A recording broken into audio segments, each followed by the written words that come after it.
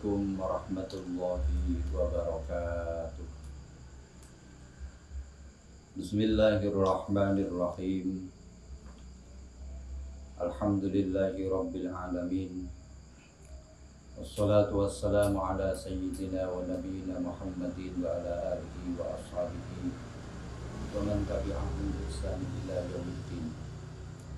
Rabbi shrah li sadri wa yassir li amri wahlul 'uqdatam min lisani yafqahu qawli.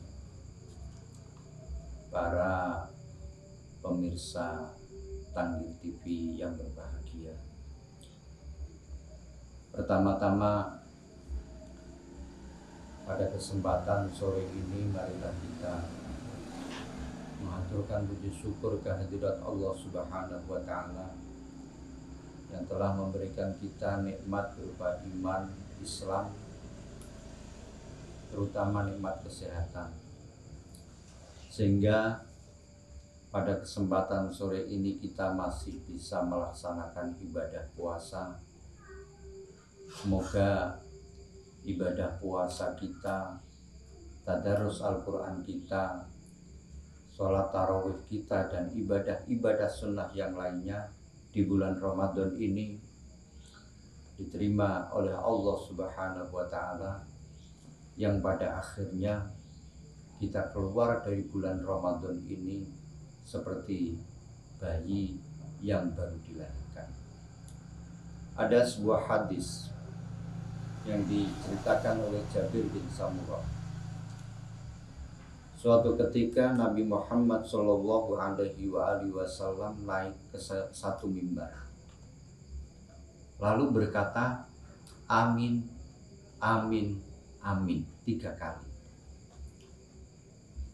Hingga akhirnya para sahabat itu sama penasaran. Ketika Nabi Muhammad Shallallahu Alaihi Wasallam turun, sahabat bertanya, apa yang terjadi Nabi kepada engkau sehingga engkau mengatakan amin, amin, amin. Nabi Muhammad akhirnya menjawab, ketika aku di mimbar tadi, malaikat Jibril berkata, datang pada saya dan mengatakan, roghima anfu rajulin adraka Ramadan summan salakho qabla ayyub farolahu. Qul amin, fakultu amin. Yang artinya rugi sekali orang yang menemukan bulan Ramadan, namun bulan Ramadan sudah selesai, belum diampuni dosa-dosanya oleh Allah Subhanahu wa ta'ala. Katakanlah amin Muhammad, maka saya mengatakan amin. Lalu yang amin yang kedua, malaikat Jibril mengatakan bahwa rugi sekali ketika namamu disebut Muhammad tapi dia tidak membaca sholawat kepadamu, maka katakanlah amin Muhammad. Lalu saya menjawab amin. Untuk amin yang ketiga, malaikat Jibril berkata, waraghima anfu rajulin adraka walidayhi aw ikhdahuma walam yudkhilahu al-jannah. Qul amin, fakultu amin. Rawahu Ahmad. Rugi sekali Muhammad kalau ada dari umatmu mempunyai 2 orang tua atau salah satunya dan keduanya itu tidak bisa menjadikan dia masuk surga, maka katakanlah amin Muhammad. Lalu saya mengatakan amin. Hadis ini sahih diriwayatkan oleh Imam Ahmad. Ma'asyiral muslimin rahimakumullah. Setiap kita ini selalu dihiasi dengan sifat-sifat yang kontradiktif. Mana yang lebih dominan, itulah orang berikut kita. Dalam diri kita ini ada sifat marah, ada sifat sabar. Kalau sabar yang lebih dominan, maka orang menyebut kita itu penyabar.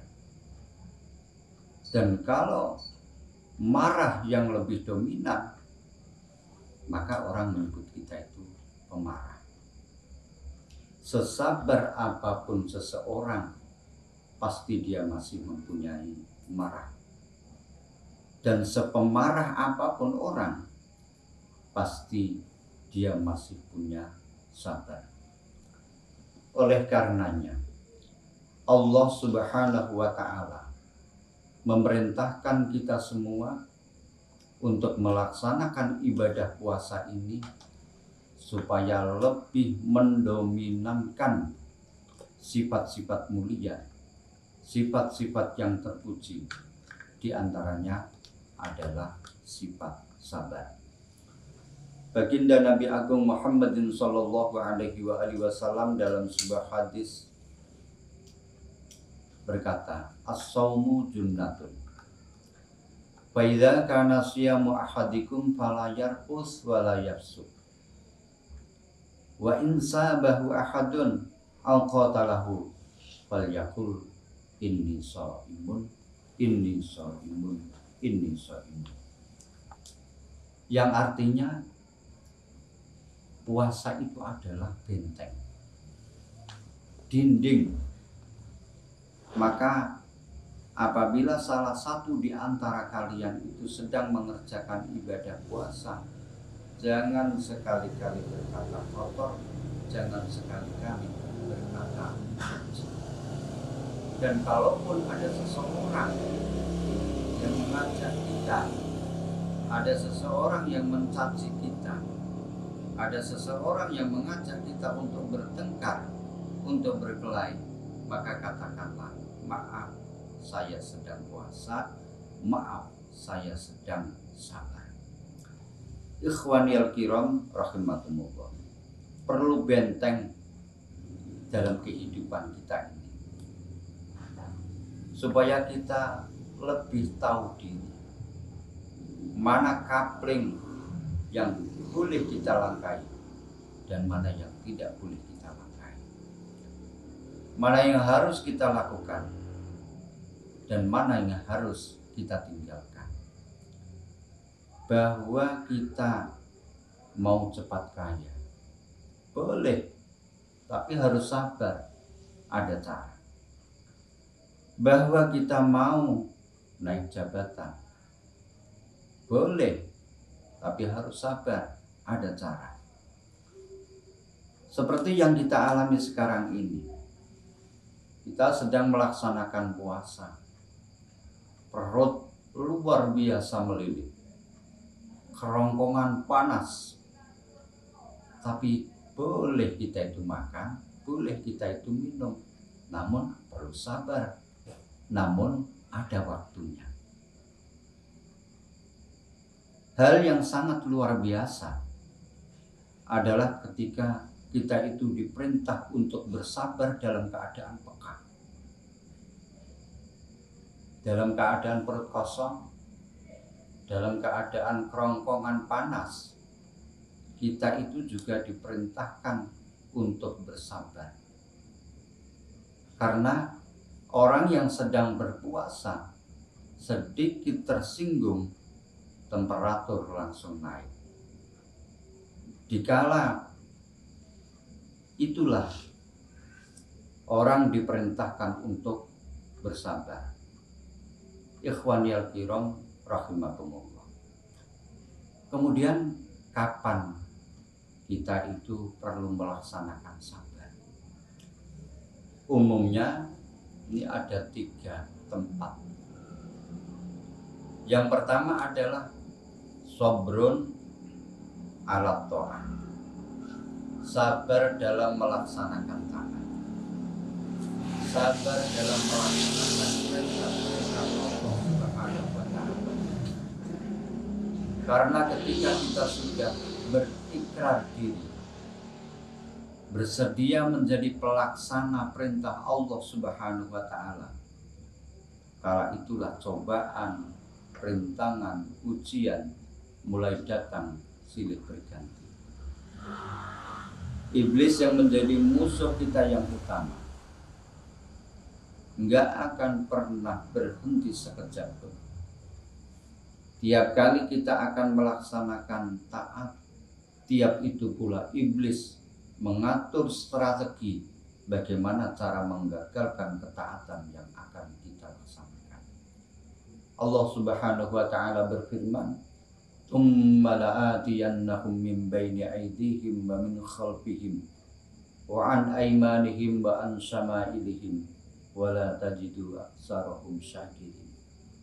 Kemudian akan aku datangi mereka anak-anak Adam itu dari arah depan dan arah belakang, dari kanan, dari kiri, dan kamu tidak akan menemui mereka itu kebanyakan bersyukur. Ikhwanil kiram rahimakumullah. Kita ingat dalam sejarah berkurban, Nabiullah Ibrahim alaihi salatu wassalam diuji oleh Allah Subhanahu wa taala, yaitu berupa perintah menyembelih putranya yang bernama Ismail. Ujian yang berupa melaksanakan taat.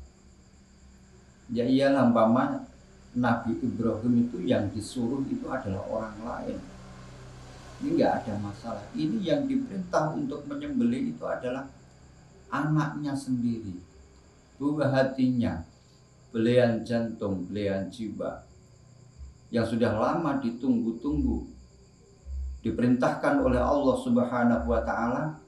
Seakan-akan Allah berkata kepada Nabi Ibrahim, "Wahai Ibrahim, memang engkau mencintaiku, tapi setelah kelahiran anakmu, cinta itu masuk juga ke dalam hatimu. Ayo sekarang buktikan Ibrahim, lebih besar cinta mana, lebih besar mana cintamu kepadaku atau kepada Nabi, kepada anakmu." Maka akhirnya ketika Nabi Ibrahim mau melaksanakan perintah Allah yang seperti ini, iblis sudah mulai mengatur strategi. Bagaimana caranya supaya Nabi Ibrahim itu gagal melaksanakan perintah Allah Subhanahu wa taala itu. Iblis datang kepada Nabi Ibrahim, "Wahai Ibrahim, kenapa anakmu mau kau sembelih? Ini perintah Allah." Iblis akhirnya mengatakan, "Wah, ini paling-paling sentimen Allah kepadamu Ibrahim, supaya kamu tidak mempunyai keturunan." Nabi Ibrahim menjawab, "Kalau sudah perintah Allah, ini nggak ada tawar-menawar iblis, nggak ada urusan sama kamu, minggir." Kecewa yang pertama ini iblis gagal menggoda kepada Nabi Ibrahim. Lalu datang kepada istrinya, yang dipikir oleh iblis bahwa istri itu lebih lemah, kemungkinan lebih gampang, dan hitung-hitungannya perempuan itu lebih panjang rambutnya daripada otaknya, artinya lebih peka. Iblis berkata kepada Hajar, "Wahai Hajar, kamu tahu nggak anakmu mau dibawa kemana oleh Ibrahim?" "Nggak tahu." "Itu mau disembelih anakmu." "Masa iya mau disembelih?" "Iya benar mau disembelih." "Kata siapa?"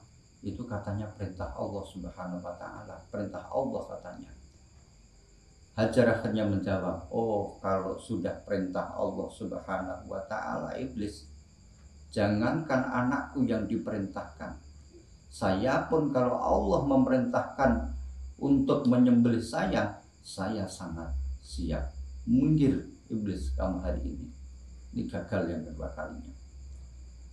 Karena gagal mendatangi ibunya, bapaknya gagal mendatangi kepada ibunya, dia datangi itu Ismail.